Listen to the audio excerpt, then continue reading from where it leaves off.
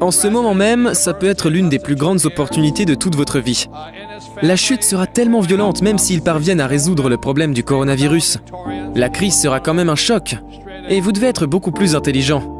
J'ai essuyé une perte de 800 000 $ à l'âge de 32 ans. Voici comment mon père riche et mon père pauvre ont réagi. Vous savez, mon père pauvre était un homme bien. Un professeur d'école qui travaillait pour l'État du Hawaï. Mon père pauvre avait de la peine pour moi. Mais mon père riche m'a dit « Félicitations, tu as perdu ta première affaire. C'est un état d'esprit. » Et il m'a dit « La plupart des entrepreneurs perdent 3 affaires. Donc au lieu de t'enfuir et de déclarer faillite, va parler à tes investisseurs. Dis-leur que tu as foiré mais que tu vas t'arranger et que tu vas les rembourser. Et va réparer ce sacré business. » Donc au lieu de m'enfuir et de me cacher comme certains de mes partenaires ont fait, et ce n'est pas une histoire hawaïenne de portefeuille velcro, soit dit en passant, j'ai dû faire marche arrière et chercher les erreurs que j'ai commises. Et quand mon entreprise s'est remise sur pied, j'ai commencé à rembourser mes créanciers. Et j'ai continué à les payer quand l'affaire est devenue un succès. J'ai donc appris de ma chute. Plus que ce que j'ai appris durant toutes mes années à l'école. Dans la vie réelle, les gens qui commettent le plus d'erreurs sont les plus intelligents. Quand une personne lambda achète une maison, elle se dit « Oh, j'ai un patrimoine ». Mais en vérité, c'est de l'argent qui va chaque mois directement à la poche de la banque. Donc votre argent va directement à la banque ? Ce n'est pas si intelligent, vous savez. Je veux que l'argent vienne de la banque vers moi, mais à la place, il va à la banque et il est utilisé pour acheter des actions ou dans un fonds mutuel d'obligations. Et ce sont des actifs qui vont directement à Wall Street. Ce ne sont pas vos actifs, ce sont des actifs détenus par Wall Street. Et vous verrez ça sur la 3e ligne de vos dépenses. La première ligne, c'est les impôts. L'employé lambda, comme mon père pauvre, qui a un bon salaire, voit son argent partir dans les impôts et aller directement au gouvernement. C'est logique. Donc, quand vous êtes salarié, la première ligne de dépenses, c'est les impôts. La 2e ligne, c'est les intérêts des hypothèques qui vont à la banque. Et la 3e, c'est votre 401k, votre plan d'épargne retraite.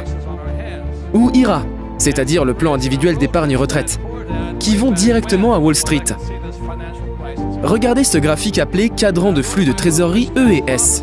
E pour employé et S pour entrepreneur. Ça, c'était mon père pauvre. Vous savez, le genre de personnes qui travaillent pour de l'argent. Ces gens ont des limites. Ils travaillent pour de l'argent et investissent leur propre argent. Mais de l'autre côté, il y a mon père riche. C'est le côté capitaliste. Le capitaliste utilise le travail et l'argent des autres pour devenir plus riche. De quel côté voulez-vous être ? Je préfère être capitaliste. Telle est la seule différence. Tout le décalage réside dans cet inconvénient. Étudier, ça n'importe qui peut le faire s'il le décide. La raison pour laquelle je gagne plus d'argent n'est pas le fait que j'aime ce que je fais. Parfois, je fais des choses que je déteste faire afin de gagner le patrimoine que j'aime. J'aime avoir un business. Le business me permet de vivre le style de vie que je veux. Et ensuite, j'investis dans l'immobilier. C'est ce que je sais.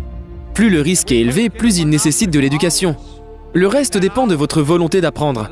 La plupart des gens ne l'ont pas. Ils veulent un travail, la sécurité de l'emploi, ils veulent un salaire, ils veulent un plan d'épargne.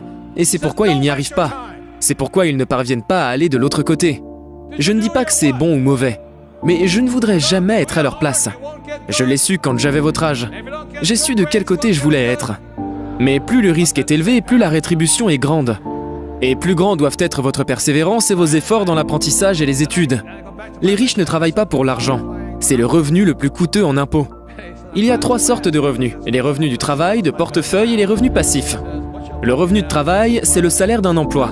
Si je suis médecin ou programmeur, l'argent que je touche est un revenu du travail. En revanche, si j'achète des pommes à 10 $ et que je les revends à 20, c'est un revenu de portefeuille, des gains de capitaux. Et enfin, le revenu passif, qui est les flux de trésorerie, n'est jamais taxé. Pour ceux parmi vous qui sont assez vieux pour se souvenir, 1987 n'était pas seulement une crise des subprimes. Elle a pris des épargnes entières et toute l'industrie des crédits, c'est-à-dire tout le système bancaire s'est écroulé. Les épargnes et les emprunts ont tout simplement disparu. Le marché continuait de s'effondrer et j'ai dit à Kim « Oui, ça s'est passé en 87-88 ». Et en 1989, au summum du pessimisme abyssal, j'ai dit « Oui, je deviens riche maintenant ». Et comme Buffett disait toujours « Achetez quand les ours sont en train de vendre ». Et quand les ours finissent par abandonner, c'est à ce moment-là que vous les remplacez. On apprend plus ou moins rien à l'école. En effet, vous découvrirez qu'aller à l'école diminue votre aptitude à devenir riche. Ça va à l'encontre de ce que tout le monde vous dit. Allez à l'école, trouvez un emploi et vous gagnerez de l'argent. Ça a peut-être marché il y a 1000 ans, mais ça ne marche plus aujourd'hui. La première raison pour devenir entrepreneur, ce n'est pas l'argent. La première raison pour devenir entrepreneur, c'est le développement personnel. Vous apprenez à vous développer, à devenir comme une armée, à devenir pleinement tout ce que vous pouvez être. Je dis toujours la même chose que Jim. Je le dis sur Lear Capital TV et plus souvent sur Fox. Actuellement, les gens disent « je ne peux pas acheter de l'or, j'achèterai donc de l'argent, le métal ». L'argent est devenu tellement sous-évalué. Je peux acheter de l'argent à 2 $. Je peux aller au vendeur de pièces du coin et acheter une dîme à 2 $. Une pièce de 10 centimes à 2 $. Donc n'importe qui peut acheter ce que j'appelle la monnaie réelle à la place de la fausse monnaie. En 1971, le dollar américain est devenu une fausse monnaie, quand Nixon a décidé de nous faire sortir du dollar convertible en or. Et comme je l'ai écrit dans un livre intitulé Faux, que j'ai publié en 72, j'ai franchi les lignes ennemies pour acheter mes premières pièces d'or. Le problème est que les Américains ne savent plus ce qu'était l'or. En plus, en 72, j'ai acheté mon premier Krugerrand à 50 $ à Hong Kong. Je suis devenu criminel quand je l'ai fait entrer clandestinement aux États-Unis, parce que c'est illégal aux Américains de posséder de l'or. Dieu merci, en 74-75, c'est redevenu légal. Ce Krugerrand que j'ai acheté à 50 $ à l'époque vaut aujourd'hui 1500 $. Alors, qui est le plus intelligent? Le mec qui a épargné des billets ou le mec qui a épargné de l'or?